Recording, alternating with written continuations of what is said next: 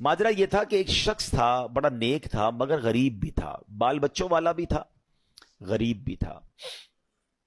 اچانک رات کو اس کی آنکھ کھلی تو دیکھا بچے رو رہے ہیں۔ بچوں سے پوچھا کہ کیوں رو رہے ہو؟ تو انہوں نے کہا کہ بابا جان بھوک لگی ہے، کھانے کو کچھ نہیں ہے گھر میں۔ حدیث پاک پہلے سنا دیتا ہوں، پھر اس واقعے کو دوبارہ کنٹینیو کرتا ہوں۔ حدیث پاک کا مضمون ہے، میرے آقا علیہ الصلوۃ والسلام فرماتے ہیں، حدیث پاک کا خلاصہ ہے، جو کوئی شخص پریشانی میں ہو، مصیبتوں میں ہو، اسے چاہیے کہ مجھ پر کثرت سے درود پڑھے کہ درود پاک پریشانیوں اور مصیبتوں کو لے جاتا ہے۔ تو اب آپ ذرا غور کیجئے کہ درود پاک پریشانی اور مصیبتوں کو دور کرتا ہے۔ اب اس کے پاس پریشانی تھی، کھانے کو بھی کچھ نہیں تھا، تو اس نے کیا کیا؟ اپنے بچوں کو کہا دیکھو کھانے کو تو کچھ نہیں ہے، ایسا کرتے ہیں آؤ سب مل کر نبی پاک علیہ الصلوۃ والسلام پر درود پاک پڑھنا شروع کر دیتے ہیں۔ اپنی فیملی کے ساتھ، اپنے بچوں کے ساتھ اس نے درود پاک پڑھنا شروع کر دیا۔ درود پڑھتے پڑھتے پڑھتے اس کی آنکھ لگ گئی۔ آنکھ تو لگی، آنکھیں تو بند ہوئیں، مگر قسمت جاگ اٹھی۔ سرکار دو عالم صلی اللہ تعالی علیہ وسلم خواب میں تشریف لائے اور میرے آقا نے فرمایا کہ فلاں شخص کے پاس جاؤ اور اس سے کہو کہ جو اللہ نے تمہیں دیا ہے اس میں سے میری مدد کرو، تمہارے لیے جو دعا کی گئی تھی وہ قبول ہو گئی ہے۔ یہ شخص اٹھا اور اٹھنے کے بعد اس نے سوچا کہ جس کی طرف بھیجا جا رہا ہے وہ تو مسلمان نہیں ہے، وہ تو مجوسی ہے۔ مجوسی کہتے ہیں فائر ورشپر کو، آگ کی پوجا کرنے والے۔ کنفیوز کہ نبی پاک مجھے اچھا سلام بھی دیا تھا کہ پیارے آقا علیہ الصلوۃ والسلام نے فرمایا میرا سلام بھی دینا اسے، کہ پیارے آقا ایک غیر مسلم کو سلام بھجوائیں گے اور مجھے اس کے پاس بھیجیں گے؟ کنفیوز، درود پاک پڑھتے پڑھتے پھر سو گیا۔ پھر سویا تو پیارے آقا علیہ الصلوۃ والسلام خواب میں تشریف لائے، فرمایا میرا اشارہ اسی کی طرف ہے، جا کر میرا سلام دو اور اس کو کہو تمہیں جو اللہ نے دیا اس میں سے میری مدد کرو، اور تمہارے لیے جو دعا مانگی گئی تھی وہ قبول ہو گئی ہے۔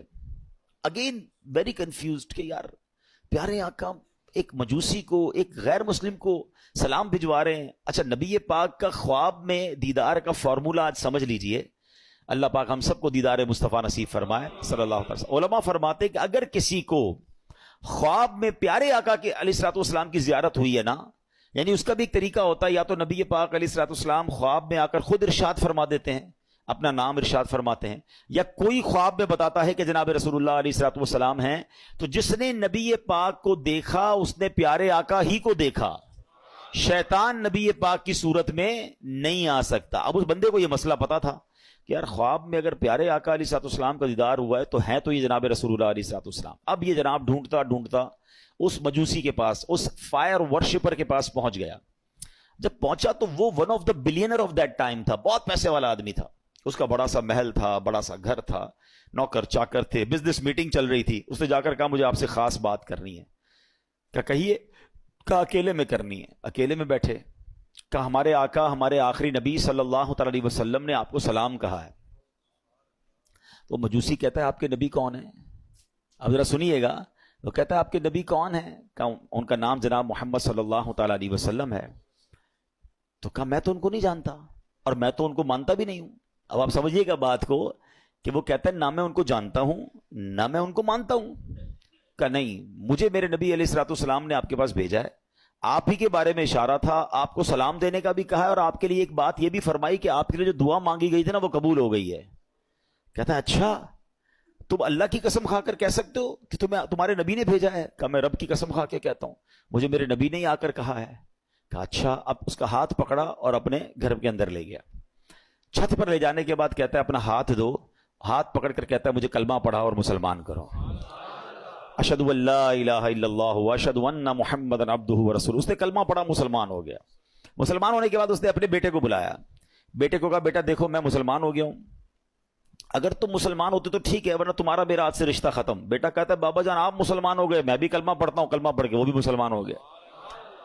اب جتنے لوگ اس گھر میں بزنس کرنے آئے تھے، لیتی دیتی کرنے آئے تھے، پیسے وصول یا بزنس میٹنگ چل رہی تھی، سب کو اس نے پتہ ہی کیا کہا؟ کہا دیکھو بھائیو میں مسلمان ہو گیا ہوں، تم میں سے بہت سارے وہ لوگ ہیں جن کے اوپر میرے پیسے نکلتے ہیں، آج جو جو مسلمان ہوگا سارے پیسے معاف، اور جو مسلمان نہیں ہوتا میرے پیسے دو، تمہارا میرا کاروبار ختم۔ بڑی تعداد میں لوگوں نے کلمہ پڑھا، وہ بھی مسلمان ہو گئے۔ اپنی بیٹی کو بلایا، بیٹی کو کہا بیٹی دیکھو میں بھی مسلمان ہو گیا ہوں، تمہارا بھائی بھی مسلمان ہو گیا ہے، اگر تمہیں بھی مسلمان ہونا ہے تو مسلمان ہو جاؤ۔ اچھا بدقسمتی کی بات یہ ہے کہ مجوسی جو ہوتے ہیں نا، ان کے اندر بھائی بہن کی شادی کی اجازت ہوتی ہے، وہ بھائی بہن شادی کرتے ہیں معاذ اللہ. تو تھوڑے دنوں پہلے ہی بھائی انہی بھائی بہن کی شادی کی تھی اس نے. تو بہن کہتی ہے کہ بابا جان جب سے شادی بھائی کے ساتھ ہوئی میرا دل مطمئن نہیں تھا، واقعی یہ بات درست نہیں ہے کہ بھائی سے شادی ہو. میں بھی کلمہ پڑھتی ہوں، کلمہ پڑھ کر وہ بھی مسلمان ہو گئے. اب وہ جو بندہ پیغام لے کر کے آتا کہتا ہے رکے تو صحیح، مجھے تو بتائیں بات کیا ہے. ابھی تھوڑی دیر تو پہلے آپ کہہ رہے تھے میں ہمارے نبی کو نہیں جانتا، تمہارے نبی کو نہیں جانتا، اب سارے کلمہ پڑھی جا رہے ہیں، مجھے تو بتائیں یہ راز کیا ہے. وہ کہتا ہے اب میں تمہیں بتاتا ہوں بات کیا ہے.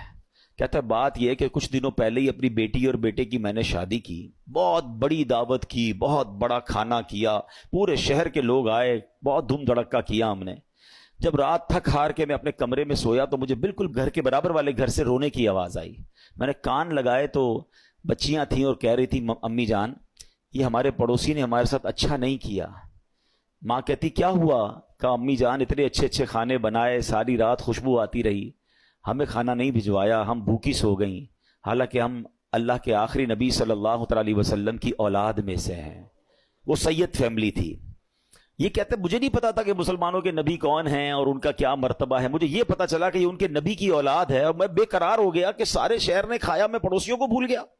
اس نے فوراً جناب اپنے خادمین کو کہا اچھے سے کپڑے تیار کرو، کپڑے تیار کیے، کھانا پیک کیا اور فوراً ان کے گھر پہ کھانا بھجوایا. تھوڑی دیر بعد کہتا ہے اب میں نے پھر کان لگائے تو ماں کہتی دیکھو بیٹا پڑوسی کتنا اچھا ہے، کھانا بھی بھجوایا، کپڑے بھی بھجوائے، اب بچوں کھانا کھا لو. کہ ماں ہم کھانا کیسے کھائیں، ہمارا پڑوسی تو مسلمان ہی نہیں ہے. تو ماں کہتی بیٹا اللہ کی طرف سے رزق آیا ہے کھا لو. کہتی نہیں ماں جب تک نہیں کھائیں گے جب تک پڑوسی کے لیے دعا نہ کریں.